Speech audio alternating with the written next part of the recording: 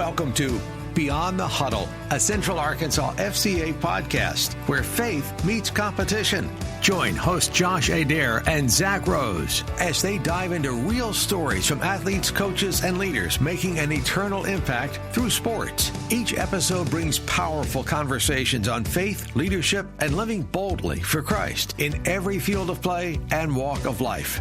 This is Beyond the Huddle. Welcome to Beyond the Huddle, the Central Arkansas FCA podcast where faith meets competition. I'm here with my co-host, Josh Adair, and I'm Zach Rose, and we've got a great episode in store for you today. That's bold talk. We were faith meets competition. Josh to end the last episode Not where it says where sports sports meets competition. So, I mean, different. I guess we're all about accountability these days. You know, that's what it is. Well, I'm we good make for each it. other better. Here. Whatever. That's what it is. So this is where faith meets competition. We got a great conversation in store for you today. Very special guest from Sylvan Hills High School, Coach Dusty Clark. He's the head wrestling coach out at Sylvan Hills. And we're excited to hear a little bit about his story, a little bit about him, dive into the sport of wrestling, some of the things that Josh and I have seen. It's a unique sport, and it requires unique training and coaching to be able to perform at the highest level. So we're super excited for that.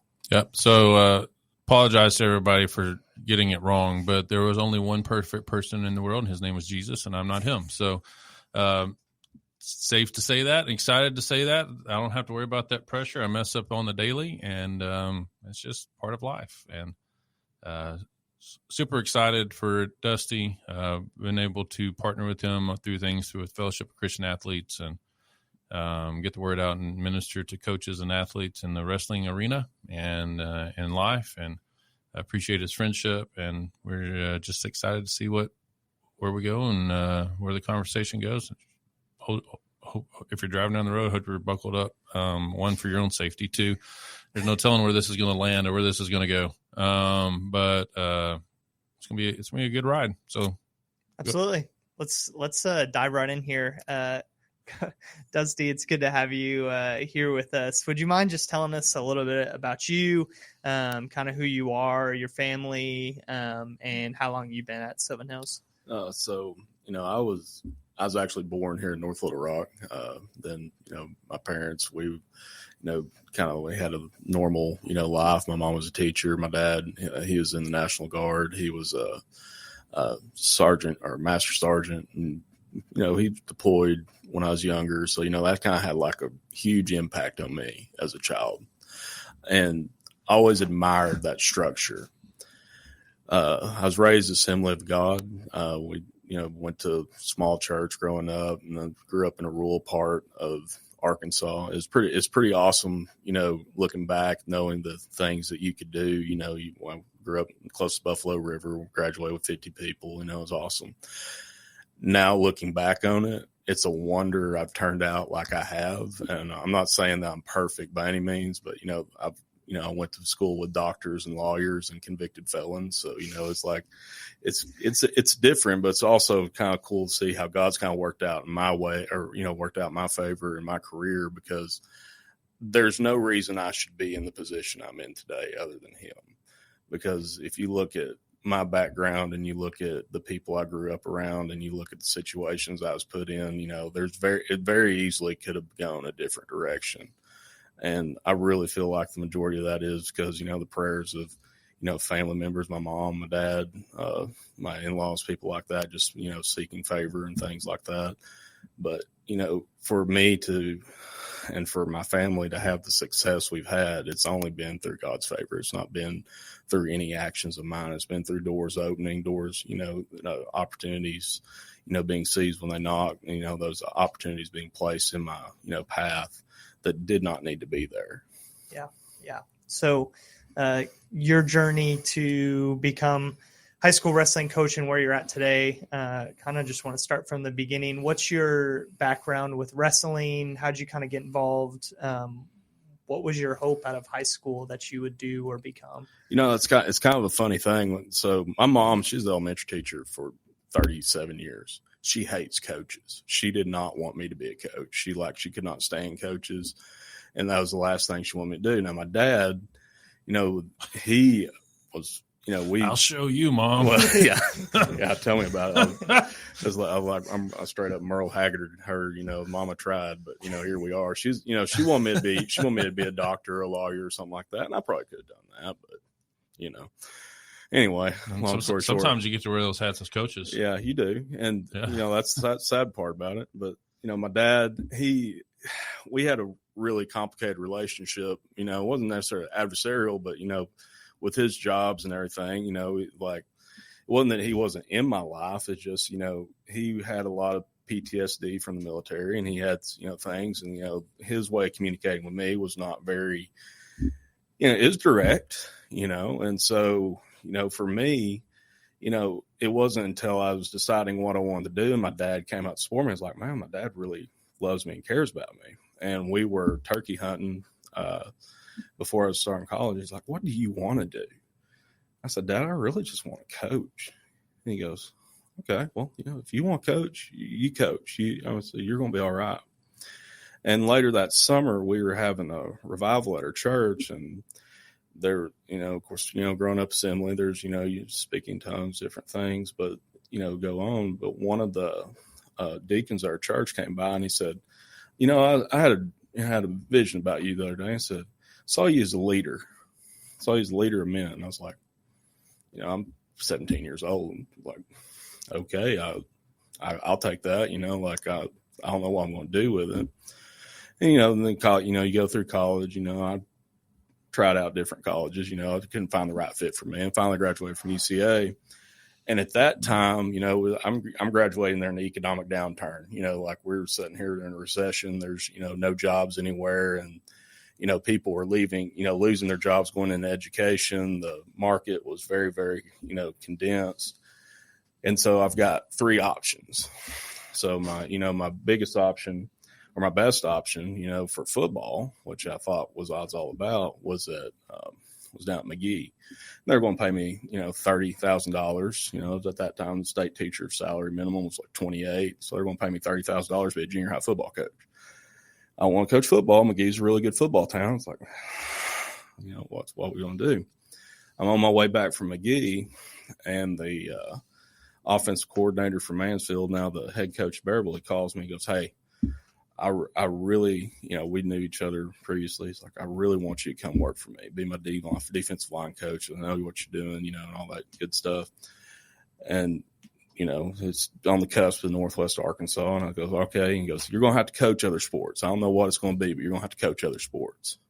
I was like, okay. So we get up there, we're coach football, and, it's Bearville's, it's a unique town, and we're having football season, and the athletic director, who's a Hall of Fame coach, Doug Schill, he comes up to me and another young coach at the time. He goes, all right, I got 2 stipends. I don't care who does it. He goes, Clark, you're hired first, so you're going to get the pick. He goes, first stipend, senior high boys track. Other stipend, senior high boys wrestling. They're both $1,500. All right, which one you want? And I was kind of like, I'll do wrestling because, one, you're in North Arkansas in the spring. I don't like being cold and going outside, in the spring, So I was never going to be a baseball guy. You look at me now, you're like, man, that guy's well insulated. Why would he hate the cold? But, here we are. So I was blessed in that because I didn't know. I knew if I was going to put my name on it, I was going to do well, because I was going to learn. And, I'd had a history, like UFC, I idolized Randy Couture, and GSP and those guys, I love that. And so, I bought a book as Randy Couture's Wrestling for Fighting, which I still don't even comprehend half of it.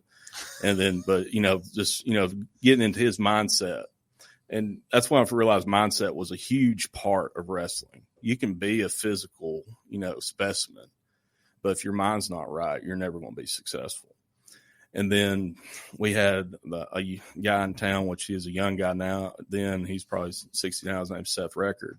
He had some sons coming along, and he had some older sons or stepsons that had wrestled in Oklahoma, and he wanted to be involved.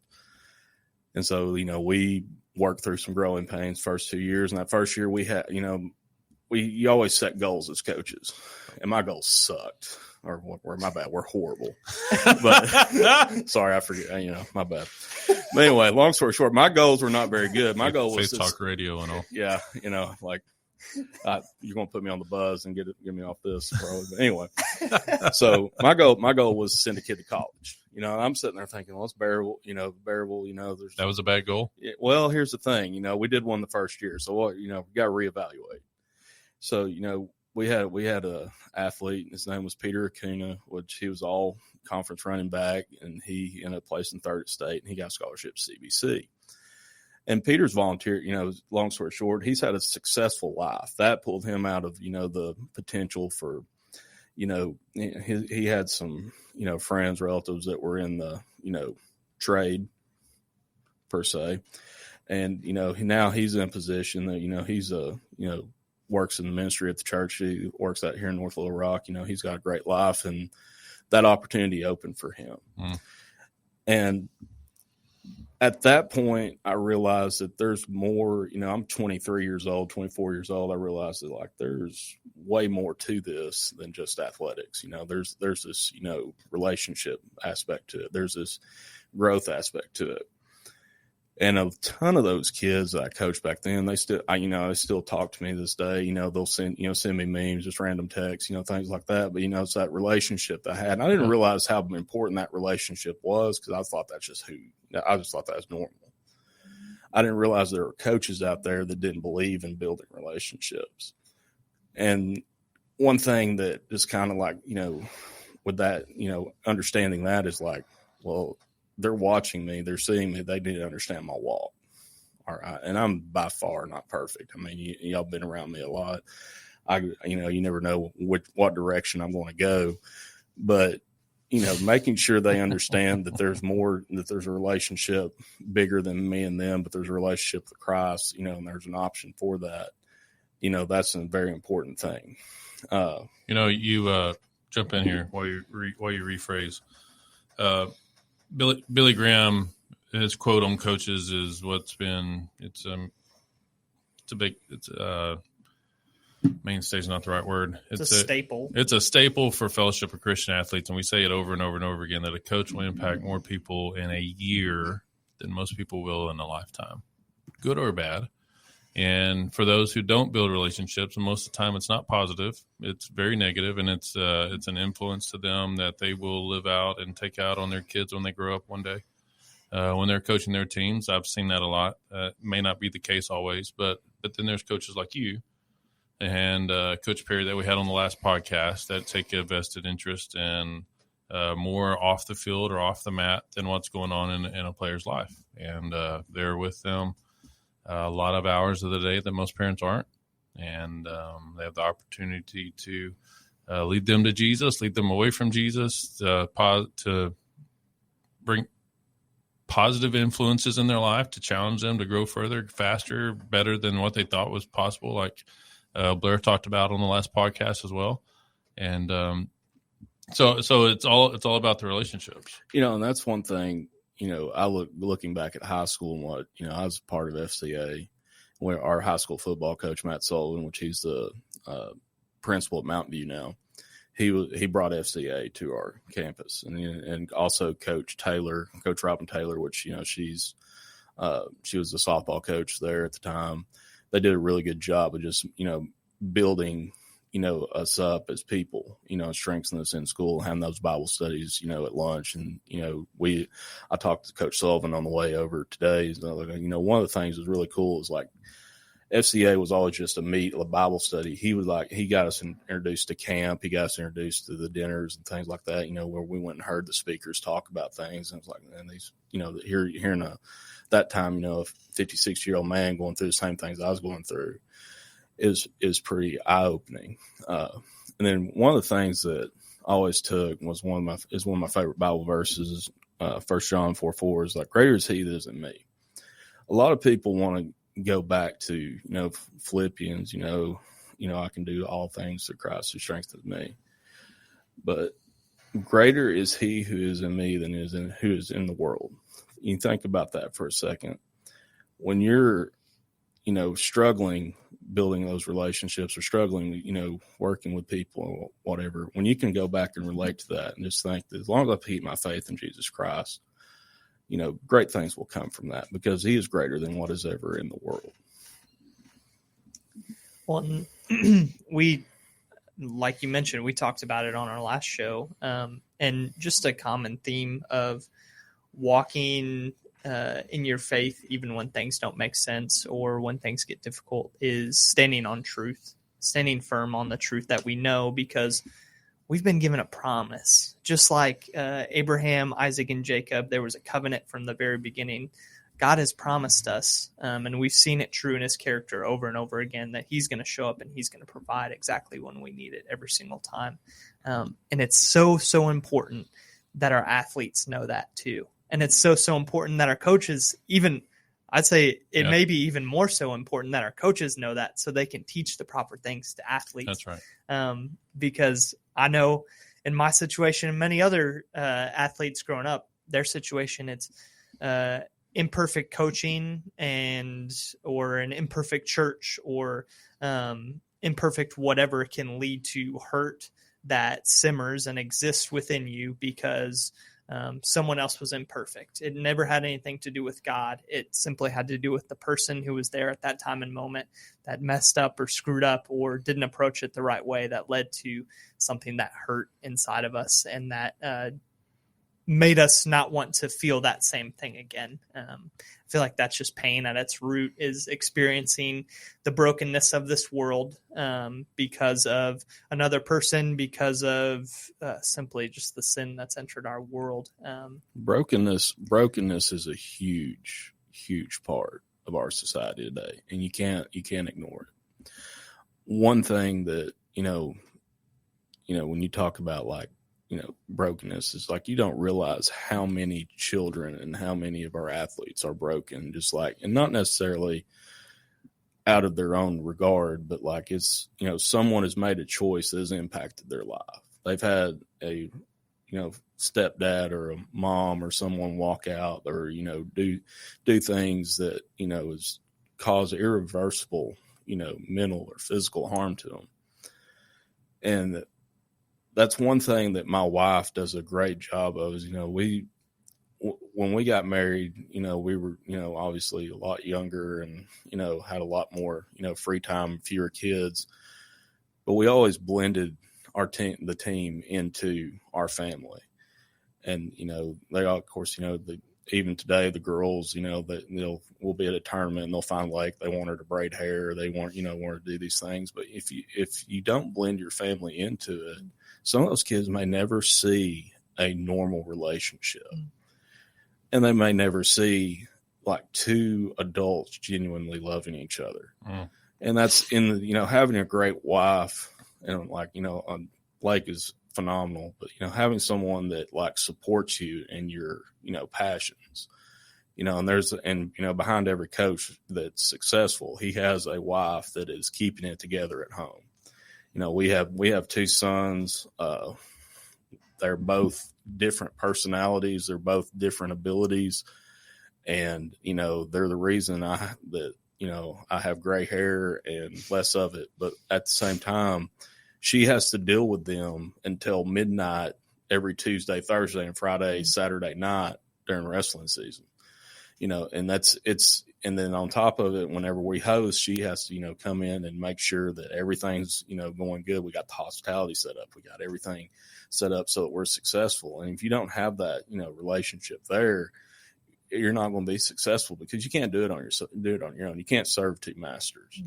And, the biggest thing for me, as a coach, every coach goes through their seasons. I spent the first, 11 years of my career as a football coach and a wrestling coach.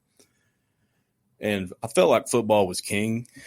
I knew football paid the bills. Nobody ever looks at a coach's contract and they look at their secondary sport. But nobody, they look at what's football being paid, what's basketball being paid, some places, baseball, track, things like that. But, bowling, wrestling, so, soccer, we're, down here in the back, we're the secondary sport. But at the same time, it's whatever you're passionate about, you're going to be successful with. And and don't get me wrong, I love football. I love being part of it. But there came a season in our life where I knew that for my family to succeed, something had to give.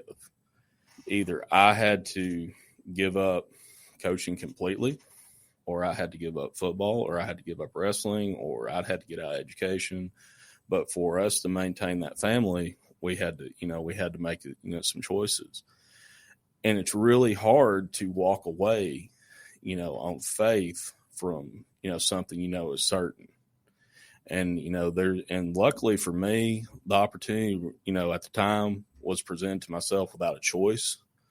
I had a situation where there was a disagreement on, how we should proceed forward. And so I made the decision that, I'm going to focus on wrestling.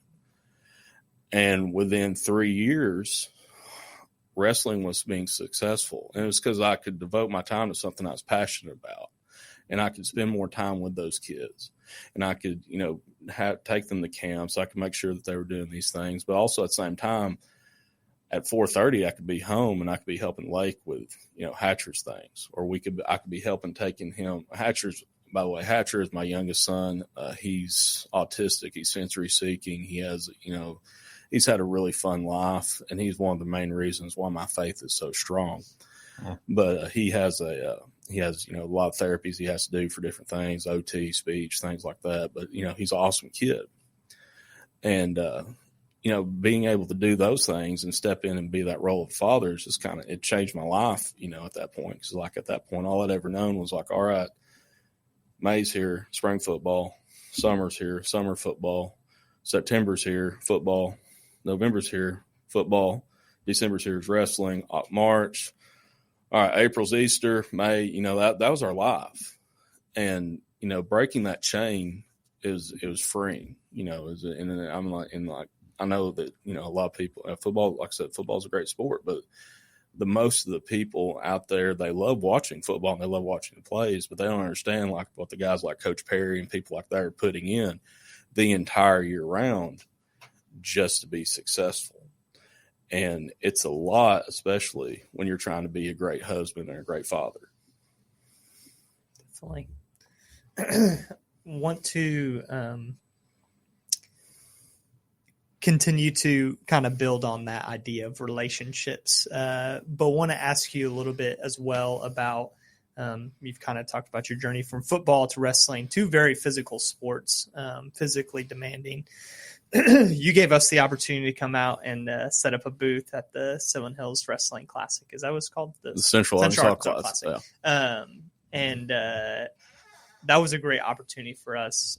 I got a couple stories I can share later if they need to be shared about just some impact we were able to have because of that opportunity. So thank you for that. But as Josh and I were sitting there watching some of these wrestling matches, I haven't been around the sport of wrestling too much, but seeing some of these athletes get down there and scrap and get after it, and also having conversations with them on the other side of, they were very intentional about making eye contact and they were very present in the conversations that we had with a lot of the athletes. It's highly intimidating talking to a wrestler face-to-face, wrestling athlete, because we talk to every other sport in the world. A lot of times people see FCA as a football ministry. Well, yes, but no, not solely a football ministry. And all these people are like, well, why are we interviewing a wrestling coach? Well, because every coach makes an impact. And especially with people that are used to, like, there is no personal space in wrestling. None. And their eye contact is very intimidating because they will stare a hole through you and not lose eye contact and engage and are genuine in their conversation and care about who they're talking to. I talk to other athletes in other sports, basketball, baseball, football, and they stare at the ground. They don't ever look at a coach in the eye. Wrestling is totally different. Mm-hmm. Why is it like that? Wrestling is one of the last places you can't hide. I feel like wrestling and track are two places you can't hide weakness. You're going to know who the fastest man or woman is. You're going to know who the best wrestler is.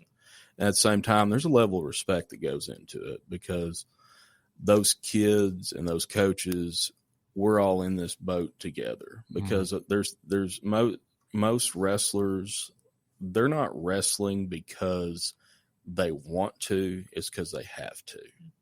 And when I say they have something in their life that they need to get out in a manner that they cannot express in other forms. They can't express verbally. They can't express in written forms. And the other beautiful thing about it is there's a weight class for everyone. There's something for the 106-pound kid who's struggling, with, self-image. There's a class for the 170-pound, running back that wants to do a second sport. There's a class for everyone. And there's a lot of acceptance in there because with the thing about wrestling, when you go to these wrestling matches, I'm sure it's kind of wild. You see them, they'll go for 6 minutes and they're just beating the fire out of each other. When they get up, they hug each other, they go on, raise hand, but the respect is so insane. But when you get out and you talk to other coaches, and it doesn't matter if you talk to Coach Evans at Searcy or, Coach Turner, he used to be at Cabot, every one of our kids has some strain that has drawn them to wrestling. Now, there's some that, that wrestling was like, it's a family thing, but in Arkansas, it's relatively new. Yep. But I'll give you an example of this is, we were looking back at at a banquet after our first year, we were state runner-up. And we took as girls. The 14 girls we took to state tournament, we medaled 12, which was, phenomenal. We had one state champion. And we went down the list, my assistant coach and I, 1 out of 14 lived in the same house as their mother and father. Now, you think about that for a second. 1 out of 14. There was divorce, abandonment, with grandma, lived with aunts and uncles, been in and out of foster care. Now you tell me, why am I here? All right, I have both my parents my whole life. Maybe I need to teach these people how to be a decent human being so that when they have kids, they don't, they understand there's a way to go about loving and nurturing a child, and that's one thing that, just it keeps me in it because I know that even though, they know that there's another way, they need to know that there's someone they can fall back on. And I'll give you an example. It was like this last spring, one of our first wrestlers we had when it was at Sylvan Hills, she ended up signing with a Division II school in Illinois. She signs, she goes up there, she enrolls, and that fall, her mom has a stroke and dies. Wow. Dad's out of the picture, and she's come down for the funeral. She's on the way back, and she calls me, and I'm like, it's like 8:30 at night.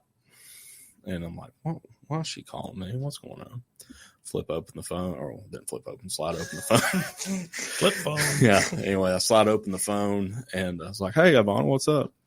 She goes, I have a flat on Interstate 55. How do I change a tire?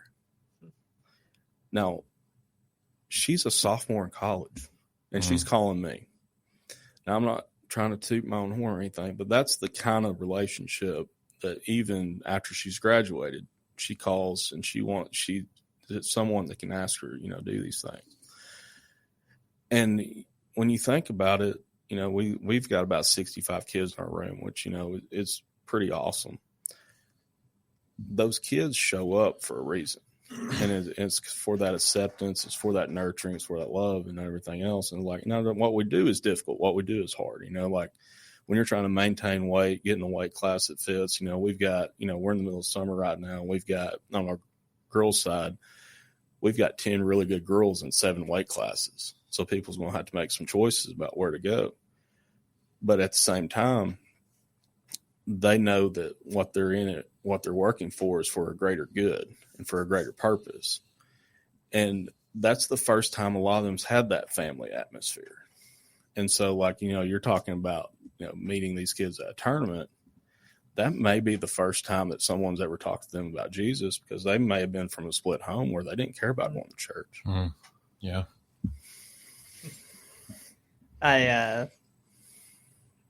To emphasize what you're saying, and that's a crazy pull from just the dynamic and demographic of the wrestlers that you have. And it's important.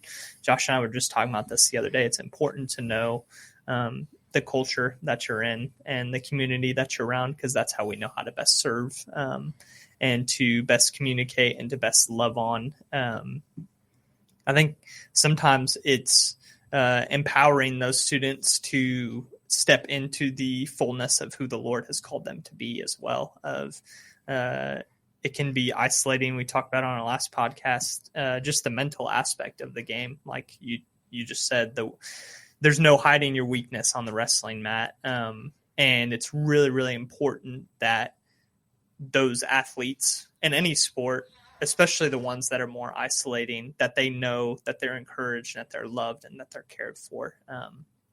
I had the opportunity at the Central Arkansas Classic to talk to a student who I just had some very vulnerable and open conversations with some of those students who just walked up. They're like bouncing around, getting ready for their next match, and they just come by and they stop and they start talking. And I'm like, they're the ones directing the conversation. I was just sitting there listening. But one of the students, he came up to me, he was asking a little bit about FCA, and so I start asking him some questions about himself. He's a wrestler down in Benton, and start asking him kind of why he got started in wrestling. He said he had gotten concussions playing football and he wasn't able to play football anymore. And he's like, man, I just need an outlet to come and like still be an athlete and still compete with some of my friends. And he's like, I didn't really know anyone on the wrestling team, but he's like, man, I've just loved it so much this year. It's been such a good outlet for me. So I started asking him about his faith, and he tells me, he's like, he just like told me everything that he had done in his life that was wrong, like right there on the spot in the middle. It's like 11:30 on like a Friday morning or whatever it was at his wrestling tournament. He's sharing. When you think about it, wrestlers can't hide anything. Yeah.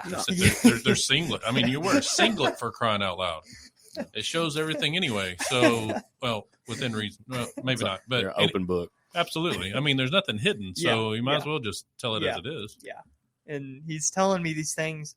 And he shared with me that he had given his life to Christ a couple years ago at a church camp. And so I asked him, well, how do you live that out on a daily basis? How do you continue to grow in your relationship with Jesus? And he goes, it's like, it's really hard because all those things that I struggled from, he's like, I'm trying to be better now. And I'm trying to do this and do that. And he was like, man, I just want to improve every day. And there wasn't like a general plan there. And so I started encouraging him. I'm like, well, your story, your testimony, it has power, and your teammates, they need to know about that. They need to know what the Lord has brought you through too. And so I share that with him. I was like, I don't usually do this, but here's my phone number. Like, if you need anything, reach out, like call me, text me, whatever.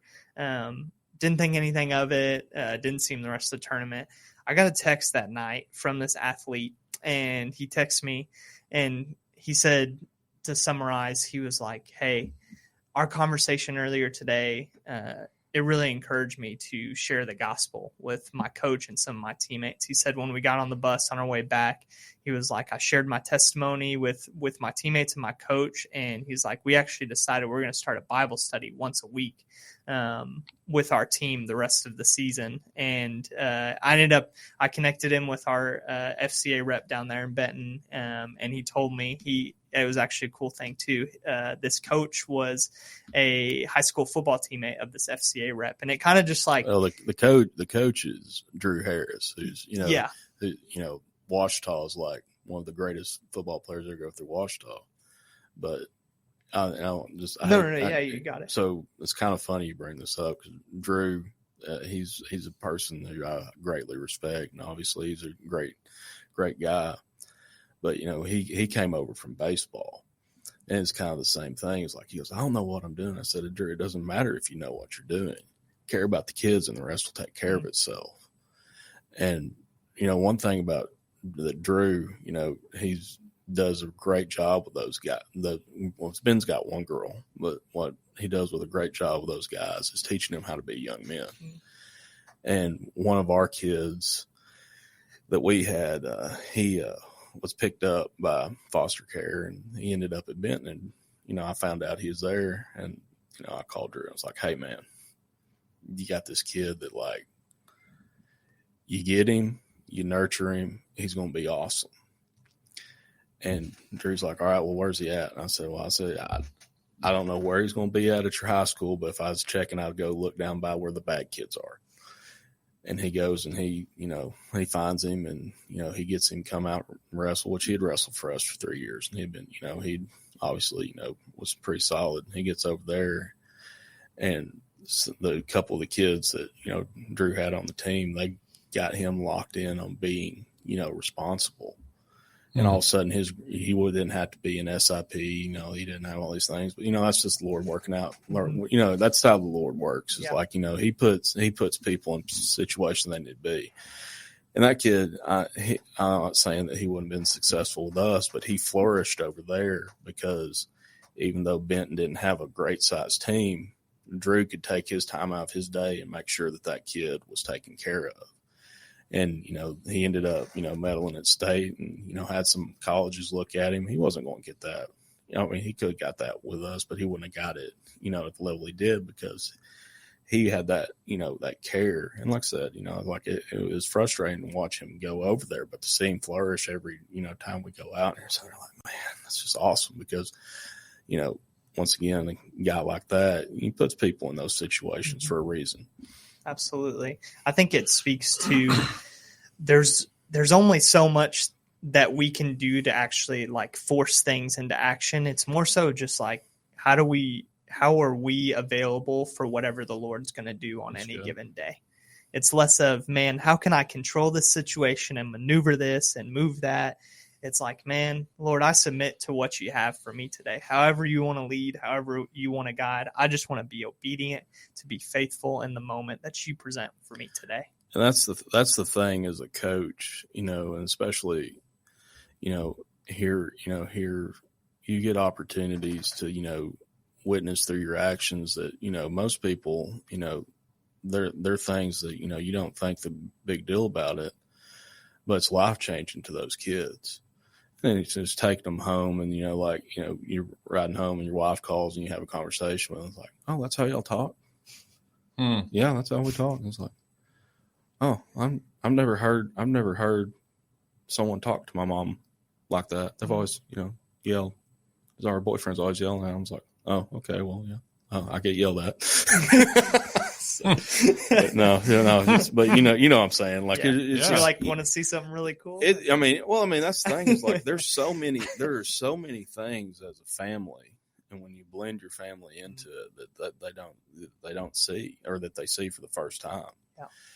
And that's like, one thing that's kind of funny is like, I love, I hug on my boys a lot. It's like, they're like, I've never seen a dad, play with their kids so much. I was like, well, I'm truth be told, I didn't see my dad play with us very much either, but, it is what it is. But like, the role of a masculine male is so, different to them because most of them haven't ever had a positive father figure. When you come to a wrestling match, if you've never been, you're listening and like, I've never gone. Well, you need to go. Everybody on earth needs to experience a wrestling tournament. It's like a beehive. You don't know what's going on. There's something going on all the time. You're looking at the floor like, who are these people in striped or whoever, and what's up with the armbands on their arms, and why are they raising hands and numbers on the top of their hands, and what does that mean, and how they get there, and the scoring. If you like to go to games and you like to watch officials more than you like to watch the players on the field, you need to go to the wrestling mat. The referees are some of the most fun people to watch because they're genuine, they care, they're protecting, they're there for the safety. They have to contort their bodies sometimes more so than the wrestlers to see the call, to get their call right. If not, the passionate fans will let them know all about it. And those guys are going for 8 and 9 hours at a time when the wrestlers are just wrestling every hour. Yeah. I mean, it's like, we're blessed with a great crew of officials. I'm probably the only coach that ever going to compliment officials, but they're solid. They're solid. And one thing about the wrestling officials that you don't see, football officials, you see a different official every other week. And you're in Central Arkansas junior high games, you'll may see the same crew once or twice. Wrestling, you see the officials. It may not be the same 4 or 5 at a tournament, but you'll see, different ones, and you start building relationships with them. And that's one thing that I enjoy coaching wrestling is like when you have a disagreement with an official in a football game, there's screaming, yelling, things like that. When it's fit for wrestling, you go to the table, you talk about it. If they understand your perspective, they may change it. If not, you may go back angry. But at the same time, like it's a different relationship. And it goes back to what you was talking about a while ago. Is like those guys are in there for the same reason. They're there for the kids, and it's like I said, it's a strenuous sport. It's strenuous. I mean, the camaraderie against opposing coaches, I've never seen any other sport be the same. Grew up playing basketball my entire life. Did the opposing coaches know each other? Absolutely. But were they buddy with them in the hospitality room? No, they're grabbing their food and they were going back, or they're going to their locker room to their safe provided space. There's no safe provided space in wrestling. Oh, yeah. Everybody changes in the stands or the restroom or wherever. There's no locker room for everybody to go to because there's no facilities to host everybody who's coming. And that's what's awesome about it is like you have a group of guys and gals that coach wrestling that when you're in it for the right reasons, ego goes to the side. Yeah.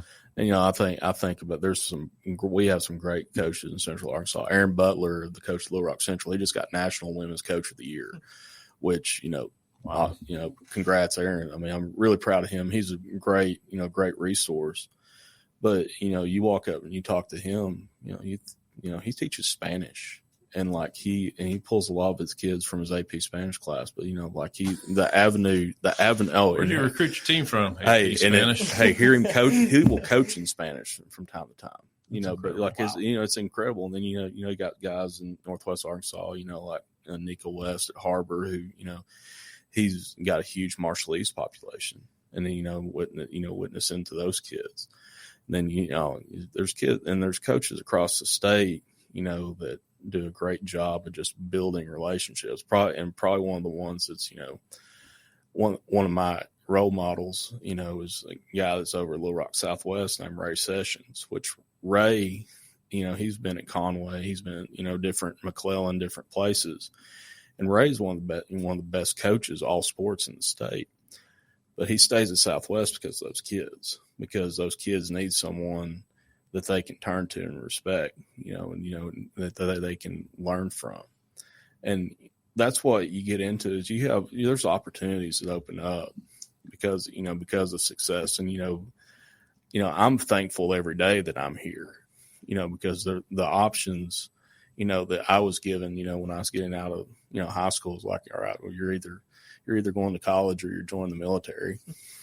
Well, obviously I didn't do that. But, it's like there's teaching these kids, just the foundation of just being a man or being a woman and like being responsible, it's an empowering thing for me. Definitely. So what do you think with just like the mutual respect between wrestlers, coaches, referees, like there wasn't any, from what I saw, like any kind of extra fighting or anything like that going on once they were done with their match. Why do you think that is? Because like it's so like I watch basketball athletes, we got to get it together sometimes because there's so much disrespect in the game of basketball. Did you just include yourself in the athlete pool? Oh yeah. What are you trying to say, Dusty? I'm saying me and you probably wouldn't score 10 in a game of horse, but whatever. Anyway, I'm 10 in a game of horse. I'm trying to piece through that. I never played basketball, obviously. Okay, I'm 5'8", 5'9", depending on which come and go leave, and about 300 pounds. So, Perfect. Clearly, Perfect I to was sit down there on the block and get buckets. That's all I was. If I was playing basketball, I'd been called the designated fouler. Just go in and lay the wood. That's funny. But no, it's funny because I think the reason that there's no animosity, and there's animosity, Yeah. but the reason it's not outward in public is because there's the ego of a wrestler is different. Now you're going to have, when you get up in the ranks, you know, your AJ Ferraris and people like that, but for every AJ Ferrari, you got David Taylor, which if you want to, you know, get vested, go out, you know, look up some of David Taylor stuff at Oklahoma State. He's huge on, you know, having a strong, you know, faith, strong walk. But I think part of that is just the people you surround yourself with. And, you know, I look at, you know, one of my, you know, mentors in this, you know, profession is a guy who used to be at Cabot, and now he's athletic director at Silent Springs, is Justin Turner. If you met Justin, you would never know that he wrestled at Oklahoma State. He was a teammate with Daniel Cormier. I mean, like, he's, you know, coached by Pat and John Smith, on the cusp of greatness. But at the same time, he would talk to you and, like, explain things to you. And, you know, we wrestled Cabot this last year on text and said, well, we need to work on it. He says, and of course, you know, in typical Turner fashion, he goes, a lot. I'm like, okay, thanks, Jim. but it's one of those things that, like, you got guys that they check their ego at the door. And that's hard to do. You know, it's hard to do for some people. You know, for me, you know, until I started coaching, I was never on a winning team. I mean, we were horrible in athletics in high school. I mean, like, we had average basketball teams. We were average in baseball. Our football teams, we won a game or two every year, you know. But, you know, but one thing that I learned through all that is, like, the focus on the little bitty things that need to be corrected, and it takes care of things.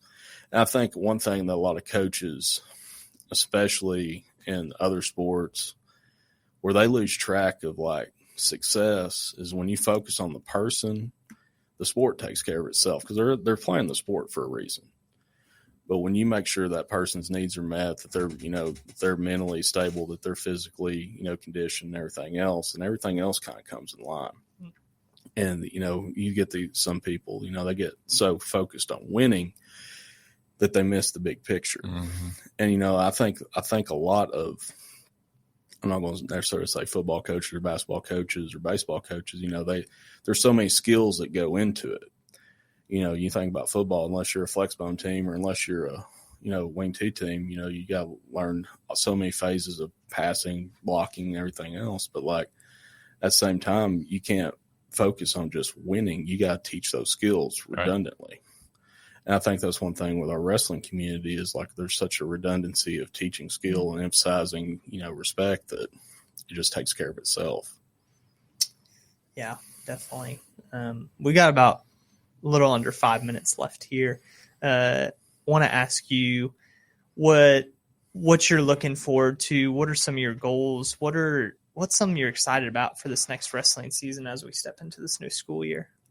I think the thing I'm excited about most is the unknown, because I was talking to Josh before we came in here. It's like there's so many variables that we deal with as coaches.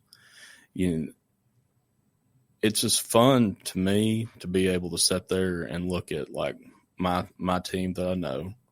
I don't know what's out there, but I know how to prepare. I have a really dear friend of mine that he's a Green Beret, and we have some very in-depth conversations from time to time about, you know, preparation. And, you know, he's been in some situations that, you know, like, were life or death. He's been in some situations that, you know, were kill or be killed. And he said, we never, like, worked, you know, my right foot here is my left foot here. I react here is like, we work contingencies. If this happens, where do I progress? What's my progression? And that part of the season right there, this part of the season, that's what I'm liking, because I'm sitting here as I'm not going to say master manipulator, but I'm looking at my team. I'm looking at, like, state brackets. I'm looking at everything. It's like, all right, what gives us the best chance to be successful? What gives this kid chance to be most successful? Where do they need to go? Then when I make that decision or make that, you know, have that idea come across. How do I convince them that that's what's best for them? Mm-hmm. Because all athletes are superstitious.